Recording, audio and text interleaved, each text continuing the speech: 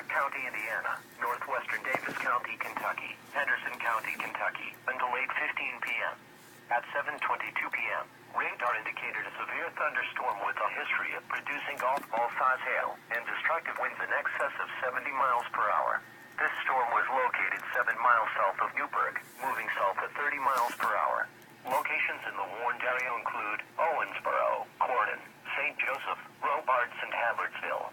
Repeating, a severe thunderstorm warning has been issued until 8:15 p.m. for the following counties in Indiana: Spencer, Vanderburgh, and Warwick, and the following counties in Kentucky: